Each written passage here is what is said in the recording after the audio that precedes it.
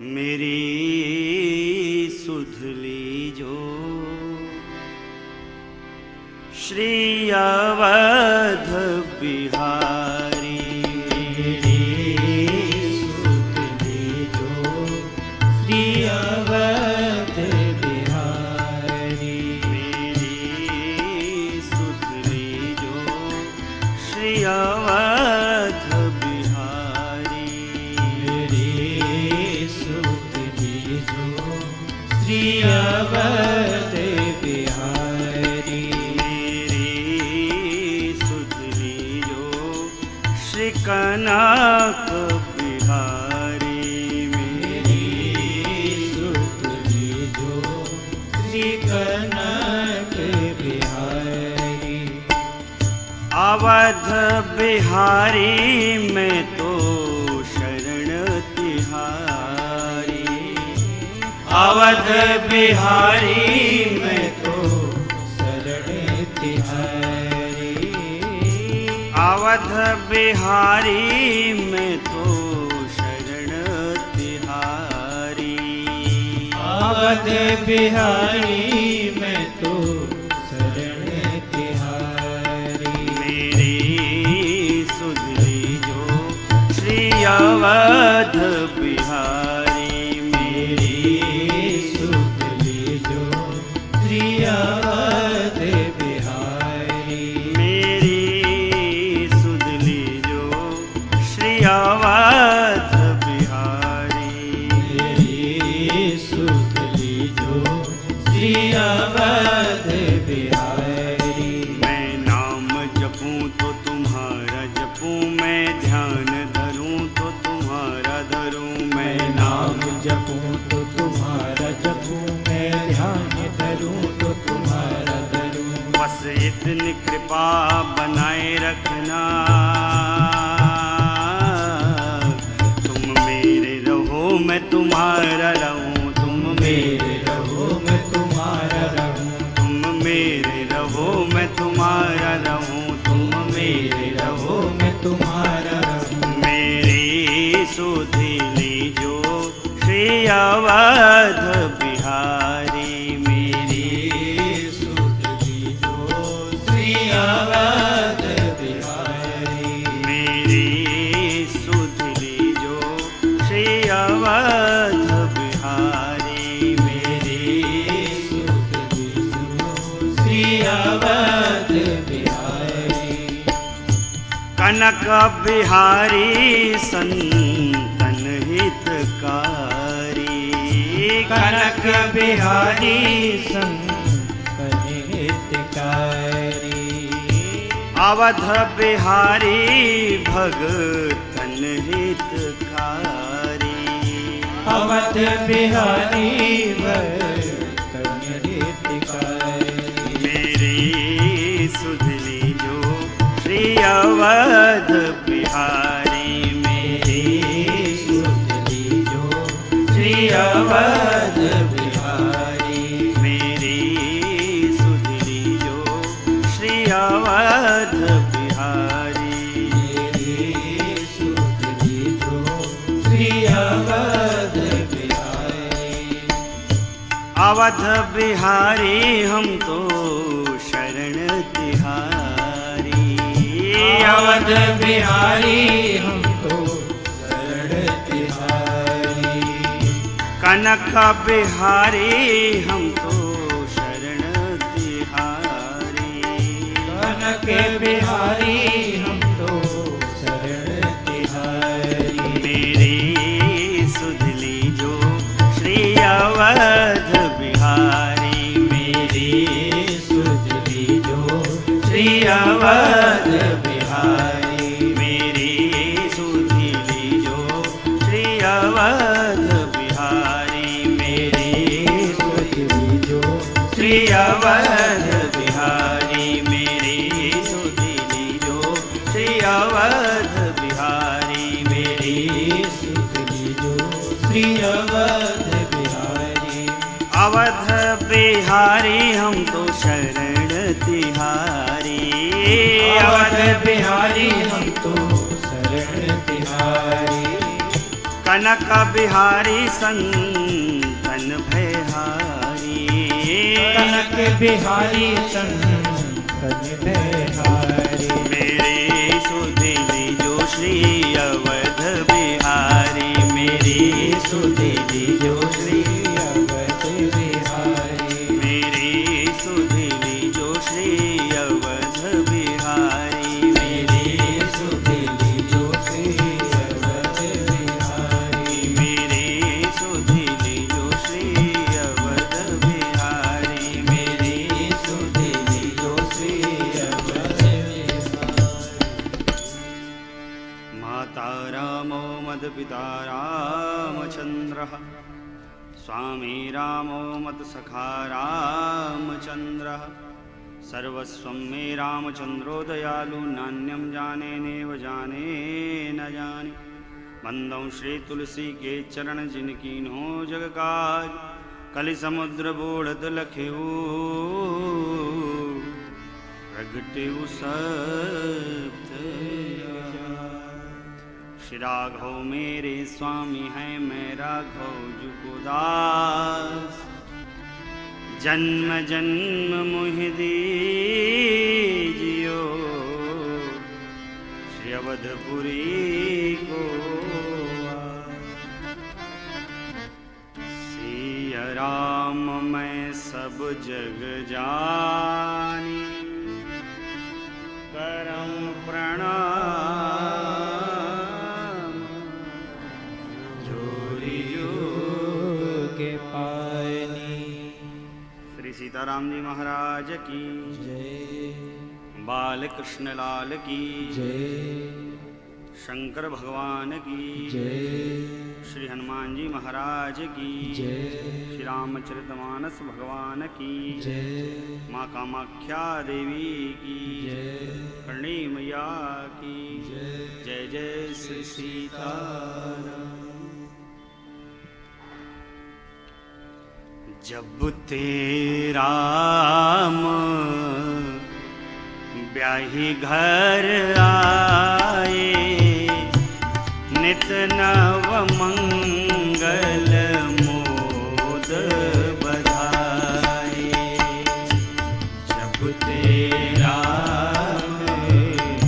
ब्याही घर आए, नित नव मंगल मोते बधाए। भुवन चारे दस भूधर भारी, सुकृत मेघ बरसहि सुखवारी। भुवन चारे दस भूधर भारी, सुकृत मेघ बरसहि सुखवारी। रिद्धि सिद्धि संपत्ति नदी सुहाई, उमगी अवध अम्बुधि गौआई। सिद्धि संपत्ति नदी सुहाई, उमगे अवध अम्बुधि गौआई। कहीं न जाई कछु नगर विभूति, जनु तनिय बिरंची कर दूती। न जाए कछु नगर विभूति, जनु तने विरंची कर दूती। सब विधि सब पुर लोग सुखारी, रामचंद्र मुख चंदु निहारी। सब विधि सब पुर लोग सुखारी, रामचंद्र मुख चंदु निहारी। रामचंद्र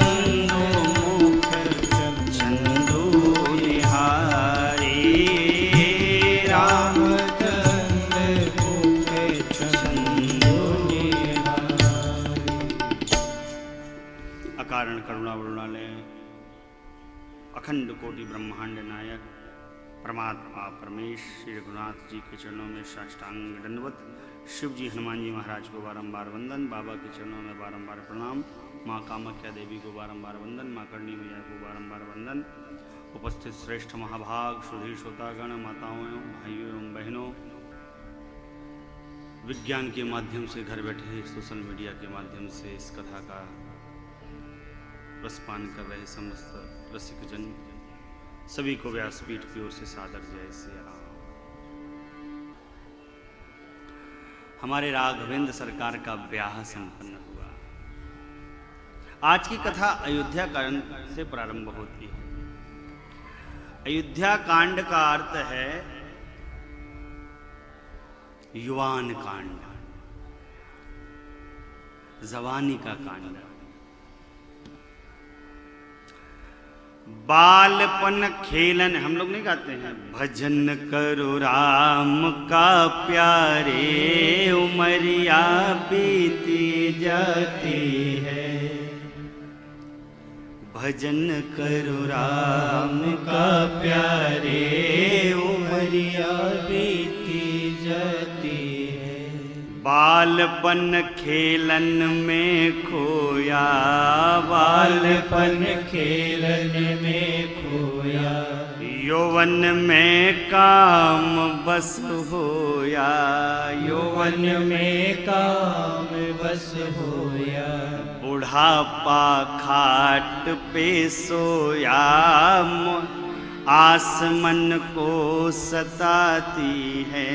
बुढ़ापा खाट पर सोया, आसमन को सताती है।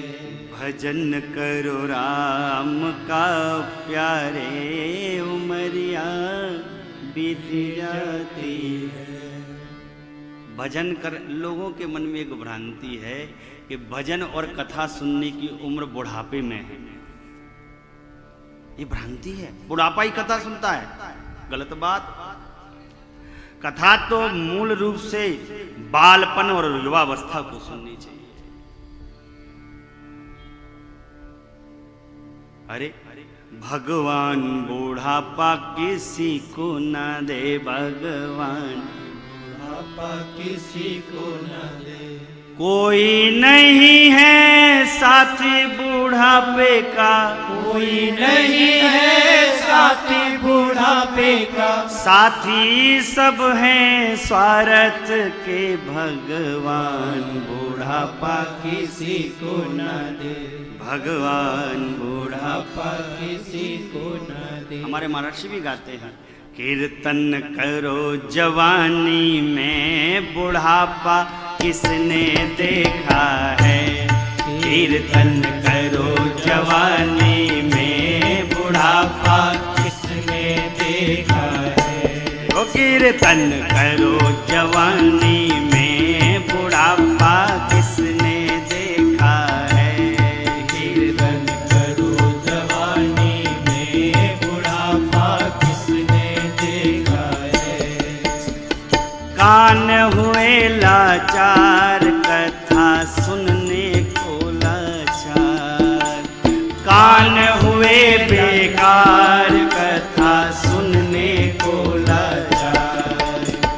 कान हुए बेकार, कथा सुनने को लाचार।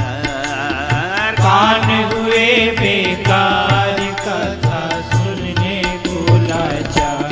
कथा सुनो जवानी में, बुढ़ापा किसने देखा है। कथा सुनो जवानी में, बुढ़ापा किसने देखा है। कीर्तन करो जवानी में, बुढ़ापा किसने देखा है। कीर्तन करो जवानी में, बुढ़ापा किसने देखा है। हाथ हुए बेकार, ताली बजाने को लाचार। हाथ हुए बेकार, ताली बजाने को लाचार। ताली बजाओ जवानी में, बुढ़ापा किसने देखा है। ताली बजाओ जवानी में, बुढ़ापा किसने देखा है। कीर्तन करो जवानी में, बुढ़ापा किसने देखा है। कीर्तन करो जवानी में, बुढ़ापा किसने देखा है। पाँव हुए बेकार तीरथ जाने को लाचार, पाँव हुए बेकार तीरथ जाने को लाचार। पाँव हुए बेकार तीरथ जाने को लाचार। पाँव हुए बेकार तीरथ जाने को लाचार। तीरथ जाओ जवानी में, बुढ़ापा किसने देखा है। तीरथ जाओ जवानी में, बुढ़ापा किसने देखा है। कीर्तन करो जवानी में, बुढ़ापा किसने देखा है। कीर्तन करो जवानी में, बुढ़ापा किसने देखा है। कीर्तन करो जवानी में, बुढ़ापा किसने देखा है। कीर्तन करो जवानी में, बुढ़ापा किसने देखा है। अरे कीर्तन करो जवानी में, बुढ़ापा किसने देखा है। कर लो साहब। युवानी का कांड है अयोध्या कांड। मेरे राम जी का विवाह संपन्न हुआ। 3 श्लोकों में गोस्वामी जी इस कांड में वंदन प्रारंभ करते हैं। हनुमान चालीसा कितने लोग पढ़ते हैं? हनुमान चालीसा का पहला प्रारंभ कहां से होता है? हनुमान चालीसा बोलिए। हाँ बोलिए बोलिए बोलिए बोलिए। अरे बोलिए, तेज बोलिए।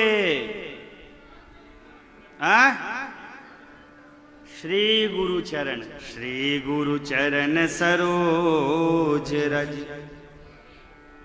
निज मन मुकुर सुधार। अच्छा, पढ़ते तो सब लोग हैं, कभी अर्थ जानने की कोशिश की? क्या अर्थ है बताइए? कितने लोगों को अर्थ पता है इस दोहे का? हाथ ऊपर करिए, कीजिए। नहीं पता बताइए। कितने दिन से पढ़ रहे हैं? बचपन से पढ़ रहे हैं। बचपन से 55 आ जाया, फिर 56 आ गया। देखिए, गीता प्रेस ने इतना उपकार किया है, हर ग्रंथ का अर्थ भी लिखकर आने लगा है। जाकर पढ़िए, थोड़ा समय निकालिए। सत ग्रंथों, देखिए समाज को कथाकार की आवश्यकता इसलिए होने लगी कि हमने आपने सदग्रंथों का आश्रय करना बंद कर दिया, पढ़ना बंद कर दिया। बहुत अधिक नहीं पढ़ना है माई बाप, 5 चौपाई ही अर्थ सहित जाकर पढ़िए। बताइए कितना समय लगेगा? 1 मिनट भी नहीं लगेगा, 1 मिनट भी। लेकिन वो 5 चौपाई यदि अर्थ सहित पढ़ ली गई और उनके अर्थ को समझ लिया गया तो आपका जीवन 110% बन जाएगा, इसकी गारंटी ली जा सकती है। गोस्वामी जी कहते हैं, मैं अपने गुरुदेव के चरण कमल रूप में जो रज रखी लगी है, उससे मेरे मन रूपी दर्पण में जो विकार लग गए उसको मैं साफ करता हूं। जो हृदय में मुकुर माने होता है दर्पण, इसको मैं साफ करता हूं। और जब ये मैल हट गई तब परमात्मा श्री राम की पावन विशद कथा को बखान करता हूं, जो 4 फल को प्रदान करने वाली है। यजमान बंधुओं, आपको मैं ये बता दूं, यह कथा इतनी पावन कथा है, इसको कामना जे सकाम नर सुन ही जगाऊ। इसको कामना के सहित ही सुनिए, सुख संपत्ति नाना विधि पावही, सुर दुर्लभ सुख करि जग माही, अंत काल रघुवरपुर जाहि। जो देवताओं को भी सुख दुर्लभ होता है, इस कथा के प्रभाव से आपको सुलभ होगा और परमात्मा श्री राम के चरणों में आपको वास मिलेगा। ये कोई काल्पनिक कथा नहीं है साहब, ये कोई साधारण कथा नहीं है साहब, ये अखंड कोटि ब्रह्मांड नायक की कथा है, गाथा है जीवन का। और ये चरित्र, ये आदर्श भगवान ने हमारे आपके लिए ही जिया। मेरे राम रावण को मारने नहीं आए हैं,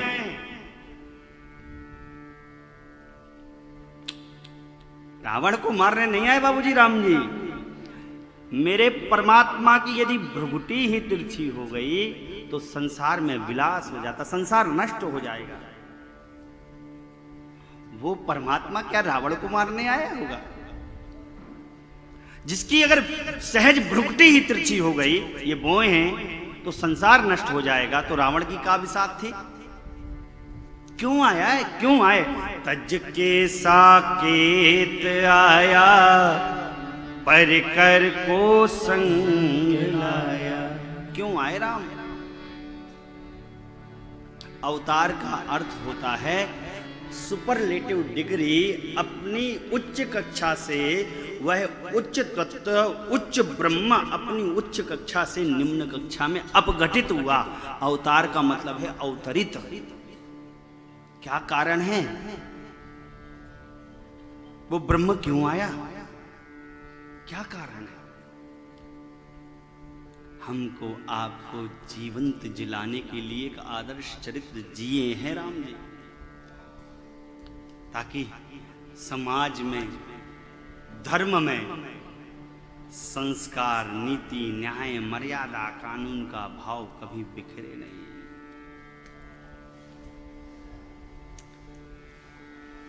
सदग्रंथों का आश्रय करें, कम से कम यजमान वृंद तो करेंगे। मैं इसका विश्वास मान के चाहता हूँ, जाऊंगा आज यहाँ से, कि आप सभी लोग घर में जाकर नित्य 5 चौपाई पढ़ने का अनुबंध लेंगे। कम से 5 चौपाई में 1 मिनट भी नहीं लगना है, लेकिन वो 30 सेकंड आपके जीवन को दिखे कितने। अरे प्रत्यक्ष प्रमाण, प्रत्यक्षम किम प्रमाणम। मैं बैठा हूं यहाँ पे साहब, हमको लोग का नहीं कहते थे, लेकिन इस ग्रंथ की ऐसी महिमा है साहब, ऐसी महिमा आए है साहब, कहां से कहां पहुंचा दिया। अब पढ़ो, आपके जीवन में प्रकाश होगा। भगवान के सन्मुख अपने ठाकुर द्वारी पे एक दीपक जलाकर सदग्रंथ थोड़ा सा परमात्मा को पढ़ाओ, सुनाओ, खुद पढ़ो, परमात्मा को सुनाओ, परमात्मा को पढ़ाओ, खुद सुनो, आपके जीवन में प्रकाश आएगा। युवान ब्याह संपन्न हुआ, अवध का खूब श्रृंगार, खूब आनंद अवध में। तीनों लोग 14 भवन में आनंद आनंद है। पुण्य रूपी मेघ सुख की वृष्टि कर रहे हैं। रिद्धि सिद्धि रूपी संपत्ति स्वयं आज अवध रूपी समाज, सुख के समाज समुद्र से मिलने चली आ रही। सब प्रकार लोग सुखी हैं, आनंदित हैं, राम जी के मुखमंडल का दर्शन प्राप्त करके निमग्न, आनंद में निमग्न हो रहे हैं। सबके मन में एक ही अभिलाषा है कि देखो राम जी हमारे महाराज के घर में लाला भी हो गए, दर्शन कर लिया। अब परमात्मा का दर्शन किया, बाल लीला का सुख पाया, श्री सीताराम जी का विवाह महोत्सव का भी दर्शन किया। अब क्यों नहीं महाराज एक और काम कर देते कि राम जी को युवराज पद पर अभिषेक दे देते, तो जीवन जीने का जो लाभ है हमको प्राप्त हो जाता। फिर हमारे प्राण रहे या ना रहे कोई अंतर नहीं पड़ता जीवन में। ऐसा जान कहकर, सोचकर, समझकर भगवान शिव की शरण जाते हैं, खूब मनाते हैं। इधर अवधेश के भी मन में बात आई, सामंतों से मंत्रणा की, सबने राम जी की खूब प्रशंसा की है। तब विश्वास और पक्का हो गया, निर्णय और पक्का हो गया। एक दिन महाराज सहज ही नवीन वस्त्र पहनकर अपने अलंकारों को सुसज्जित करके दर्पण के सन्मुख खड़े हो गए। बड़े ध्यान से सुनिएगा, देखिए मैं सूक्ष्म आपको मार्मिक कथाएं सुनाता जा रहा हूं, ठीक है। खड़े हो गए, और महाराज ने आज दर्पण को देखकर अपने पूरे शरीर को निहारा है और निहारने के बाद जो सिर पर मुकुट था उसको तिरछा लगा था उसको सही किया है। देखते क्या है, श्रवण समीप भयेषित केसा मनहु जरठपन अस उपदेशा। कान के समीप के बाल सफेद हो गए। अरे बुढ़ापे ने आवाज लगाई, महाराज अभी तक राज मुकुट का लोभ छूटा नहीं। देखिए, आप में से सभी लोग व्यापारी होंगे, कोई कुछ का व्यापार, कोई कुछ का व्यापार। बाप के जूते में जब बेटे का पैर आ जाए तो बाप को समझ लेना चाहिए बच्चा बड़ा हो गया।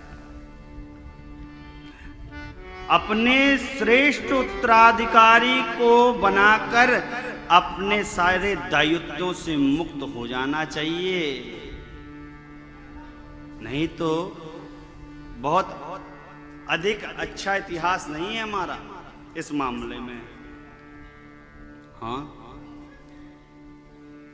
आदमी से गद्दी छूट नहीं रही है, चिपका है। नहीं, उत्तराधिकारी बनाकर, और कब तक? अच्छा, कब तक? बात यह है कब तक, कितना और किसके लिए। आप कब तक कमाएंगे, कितनी सीमा है, कितने वर्षों तक कमाएंगे, किसके लिए कमाएंगे और कितना कमाएंगे, सोचिए।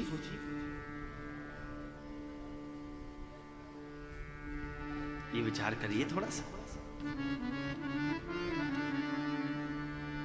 आपने बना दिया, संभाल दिया, खड़ा कर दिया, आप अपने दायित्व से मुक्त होकर दूसरों को सौंपो और जीवन का जो यथार्थ है उसका लाभ लो।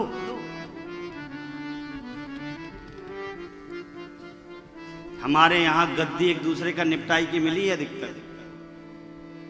हाँ, भारत जिस समय 16 महाजनपदों में विभक्त था, बौद्ध धर्म का ग्रंथ है अंगुत्तर निकाय। अंगुत्तर निकाय कहता है कि भारत 16 महाजनपदों में विभक्त था। कितने? और 16 महाजनपदों में सबसे श्रेष्ठ, सबसे शक्तिशाली जनपद था मगध, आपके पास में ही, जिसको बिहार कहते हैं। इस समय तो राजधानी पटना हो गई, उस समय राजधानी पहले राजगृह थी, जिसको वर्तमान में राजगीर बोलते हैं, नालंदा जिला पे आती है, जिसको बख्तियार खिलजी ने विश्व का सबसे बड़ा पुस्तकालय था जला दिया। फिर राजधानी पाटलिपुत्र पर ट्रांसफर हुई है, जिसको वर्तमान में पटना बोलते हैं। उस मगध जनपद का एक शक्तिशाली शासक था जिसका नाम था बिंबसार। क्या नाम था? बिंबसार। बिंबसार के पुत्र का नाम था अजातशत्रु। बिंबसार बौद्ध धर्म का अनुयायी था, अजातशत्रु वैष्णव धर्म उपासक था। पिताजी गद्दी छोड़ नहीं रहे थे, बिंबसार महाराज, और रुपया लुटाए जा रहे थे अनैतिक कार्यों में।